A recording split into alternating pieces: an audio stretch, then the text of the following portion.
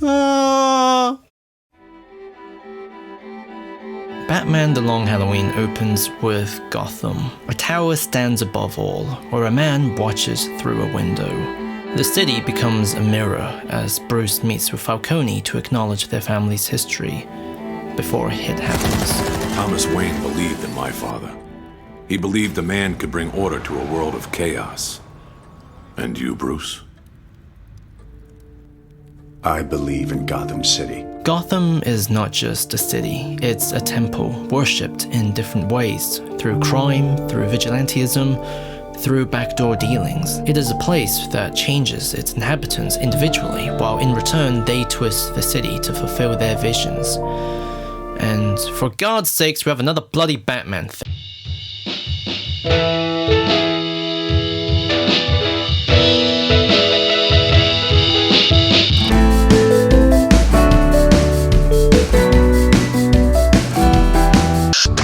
This video is part of the DC Defined playlist, where me and a bunch of other YouTubers make videos about a thing that we dig. That's linked to DC. I was going to do Smallville, but the video got too big a third of the way in. Link is in the pinned comment below, unless YouTube changed it. Batman The Long Halloween Part 1 and Part 2 are loose adaptations of Batman The Long Halloween. Okay. The comic is often remembered for its innovative approach in interjecting Batman with the genre qualities of the crime drama. As Christopher Nolan said, The Long Halloween suggested a very strong utility for Batman in Gotham, which helped us because when you try to adapt the character into a movie in a realistic manner, you're left with that question. Okay, what's Batman's purpose? He can't be everywhere at once, he's not superhuman, he's just a regular guy, so how will he be most effective? How can he leverage his skills to transform the whole city? The Long Halloween answered that question by positioning Batman and Bruce Wayne as part of a greater mechanism in Gotham. I have no idea why I did that voice. As a result, this tonal synthesis and strategy of grounding Batman by concerning with his societal worth within the in-universe Gotham is often echoed throughout Batdude's adapted media, so let's take the opportunity and look at how the film interprets this balance. And, you know, fucking Batman. Long Halloween Part 1 reopens with a dude assassinated in his bathtub. Aww. Bruce wakes up at home. He once again looks out the window and plans to better Gotham. And he also doesn't care for trick-or-treaters. We haven't seen a trick-or-treater in years. We won't see one tonight. Hardly worth the security risk, wouldn't you say? In contrast, Gordon is about to go trick-or-treating with his children, but he's also forced to disappoint them for the job. I'll try and be quick. And similarly, Harvey Dent returns to his wife, Tilda, where their honest moment of discontent is disrupted by the bat signal. Pick a movie. I'll be back soon. Therefore, a mundane world is introduced where dramatic divisions and conflicts are not the crimes of colourful men dressed as earlobes, but the separation between the professional and private lives of its characters. I thought you quit. I have.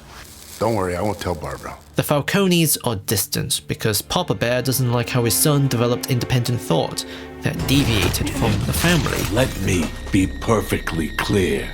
Any notion you may hold about being next in line to take over our business interests is a pathetic delusion. Everyone's feelings from one life bleeds into the other in a painful symbiosis. Subsequently, the only character with a semblance of balance is Catwoman. Justice can be personal, sweetie. Therefore, she and Batman balances each other. She's all personal and he's all professional, so she lightens his weight while he gives her purpose. Why hand it over? To you? In contrast, Harvey is this poor guy that doesn't really know who he is and everyone deposits their ideas into because he's so impotent on both sides. In his personal life, his wife can't have kids. You know I can't. Of course you can. We can. We'll talk about options when you're ready, but... And in his professional life, he attempts to follow the rules and the law, but he keeps getting outplayed. Damn it! Batman tries to make it easier with a coin flip, which plants an idea inside Dent. I can't really be a lawyer and a criminal, can I? I'm of two minds here. So it's a coin flip. However, the coin is rigged. They're both heads. Batman is in control, and he sets the boundaries of Dent's mind, giving him a false sense of control and choice when it comes to burning Falcone's money. But he also gets blown into smithereens in seeming retaliation. As a result, Batman then goes on a rampage after a guy who speaks Wait, Cantonese? In hospital, Tilda gets flowers from Alberto. Harvey's heart breaks even more and he leaves. But Gordon finds him. He's barefoot and he deals with his rage and anxiety by addressing himself in third person. Don't you worry about Harvey. As a friend, Jim hands him a gun to protect himself, so another idea is then deposited inside him. Harvey represents the city, a man drowning by the rising tide of two worlds that are equally out of balance. The crime family celebrate Thanksgiving. Another murder happens. Calendar Man suspects Harvey, but for Batman and Gordon, he's off limits. Harvey Dent is not a killer. Unless he's leading a double life, like your caped crusader here. The professional and the personal have mixed. So the next suspect is, of course, the Joker, who's already attacking the crime families. Batman is like, cool, but it's also partially his fault. Freaks like this clown used to play way out on the fringe, but once you showed up... His presence is melding the super and the criminal worlds. Furthermore, Bruce attends Falcone's children clinic. No one is pure evil or good. No one is clean. To the extent Falcone celebrates Bruce over Alberto, and the Joker himself is actually after the Holiday Killer. Half the city's down there, which means Holiday either is or isn't. As a result, Batman narrows his suspects down to Alberto. Like the comic, everything lines up. Because I'm weak. I fell in love. And back then, I was so desperate for his approval. I let him scare her away from me. He's a boy who feels small, whose personal life was wronged by the professional, and for that, he's always in pain. But as he's about to be apprehended, his motives actually don't line up, and he's shot to death. So we've completely gone off the rails from the comics now. Batman, Jim, and Harvey stands together, again. Now they must protect Falcone. The professional and the personal have mixed completely. End of part 1. At Alberto's funeral, Bruce is possessed by poison ivy in order to aid Falcone. Therefore, part 2 begins with Catwoman intervening after months of control, although Bruce still pushes her away. I told you I don't want a partner. You sure wanted one these past 3 months. He tries to draw a line between his lives, even though at this point his home is bloody compromised. But it doesn't work. He fails to stop Scarecrow, relives his parents' death, and is saved by Selina again, this time mistaking her as his mother. Mother? Similarly, Falcone pushes his daughter away in order to avoid appearing weak. Half our top earners have been taken out by either Holiday or Maroni. That is exactly why you need me. If I bring you in now, our new earners will think I am lining up a successor. Bruce and Papa Bear has effectively prioritized their professional lives over their personal, to the extent that it's made them more dependent on those that do cross it. It's deeply paradoxical and ironic. Where is she, Alfred? My mother. This symmetry is explained by their shared history. Bruce saw his father save Falcone's life, therefore he always treated him as family, to the extent that he planted the idea of Batman into him. And everybody knows criminals are superstitious. Sometimes all it takes to get out of a bad situation. And it's where Harvey's coin came from, who now carries it all the time. As a result, the source of everything is rooted in Falcone. He's the father of everyone. Your father? Are you sure? So no one is clean, not even our hero. As Alfred asks, will there ever be a time when the sins of fathers don't fall to their sons for redemption? the Maronis and the Falcones are at war, but before peace can be made, Daddy Maroni gets shot. As a result, Kid Maroni wants to bargain with Harvey. He decides with the coin. He relies on Chaos to find confidence, but Chaos also relies on him to find balance. Harvey was part of the holiday killings this whole time. Subsequently, 3 attempts are made on his life. The first is stopped by Catwoman, then Kid Maroni backstabs him in court, making him look like a fool before throwing acid in his face, and finally, they try and take him out while he's recovering, where he slaughters everyone. I'm sorry no one told you, Harv. Told me what? You're dead. Batman confronts Tilda. He's not here to chase an enemy, he's looking to help a friend. Like Harvey's face, the professional and personal lives of the characters are one and the same. This doesn't feel like just a job for you. It's personal. Why? He's my friend. Gordon and Batman then meets Two-Face for the first time. He uses Gordon's gun, carries Batman's coin with a face scarred by his enemy. He's what the city is now. I think Thomas Wayne was onto something. You can't beat him, Jimbo. Not your way. Join him first, then beat him on their own terms. But Holiday then shoots Maroney. So we're back to square one. I think we're back to square one. Bruce laments over his parents' involvement. As he created a monster with Harvey, so did they with the Falcones. Therefore, he's now motivated by redemption, opening his heart. I've always told myself that I'm doing what I do to honor them. What does it mean if deep down, I'm really doing it to redeem them? I think it means your parents would be proud of their real legacy. In contrast, Tilda considers her husband dead. She knows there's no going back now. My husband is dead.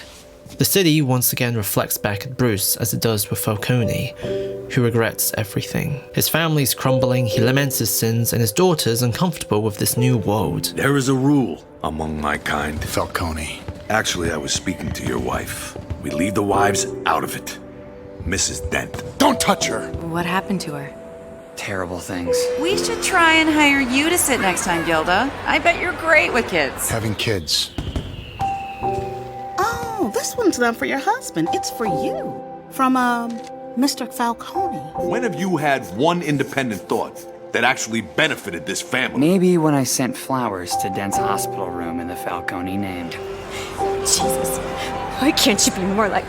More like who? I'm only one man. I can't do this. Not now. Baby bottle nipple for a silencer. Odd, but effective. These people, they're not stable, Papa. Times change. The crime and the mundane is being left behind within this new place of extremes in the unclear, to the extent that Two-Face and his villains attack. Batman and Catwoman attempts to intervene, but he gives up on Harvey and kills Falcone, causing his daughter to give up and die. Selina gets her answers and leaves. Falcone also knew Bruce was Batman, therefore he was the only one who successfully kept the professional and personal separate. Keep it, kid. All we get is all we take. Do you still believe? Yes, I do. Good. All but one thing in his life, and that's what he did to Tilda. Two-Face turns himself in to protect his wife. She was behind everything, and I'm so bloody happy they didn't change it like Hush. Tilda is the vanguard of the new world. He was heir to the Roman Empire, and his father could never welcome into the family a child conceived out of wedlock. I tried to fight, but what chance did I have opposite the godfather of Gotham? That is, of course, unless the system is corrupted. Heads, we burn it down. Rigged in a man's favor. Legit businessman / philanthropist by day. Criminal racketeer. Murderer by night. You're drained now. Your heart pounds. Your lips move. Your eyes shine. You lose it all. Take it from me, Bruce. Curiosity can get you killed. And Batman leaves. A final act of friendship. He finally opens himself up and finds his own balance. Therefore, for the first time, there's trick-or-treaters. In the after credits, Flash and Green Arrow are there. Bruce has reached the next level. From vigilante to detective to now superhero. He finds his place in the new world. The Long Halloween is about a lot of things. Love, friendship, inheritance, mystery, but everything is all pinned down by the theme of change. The end of one regime and the start of another. Bruce and Falcone are written with an intentional symmetry. Just as Papa Bear was the father of all the characters, Batman becomes the father of the new generation of eccentric weirdos, passing on Falcone's coin and blurring morality. However, unlike Falcone, he opens his heart to Selina, an outsider of the family. He's kind to Tilda, and he doesn't just punish, he forgives.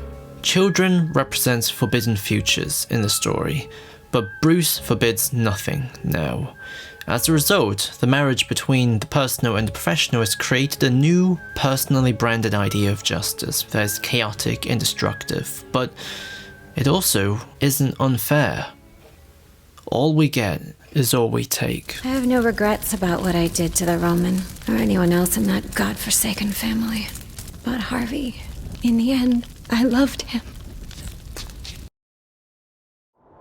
Special thanks to everyone on Patreon. I love you all so much, and toodaloo.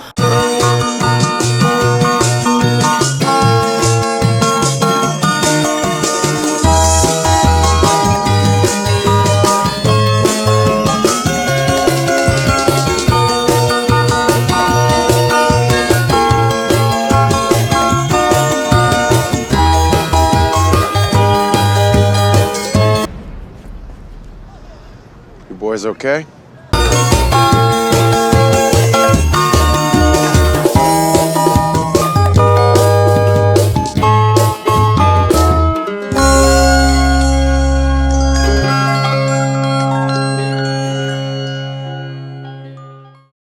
So many things I don't even know what I would wish for.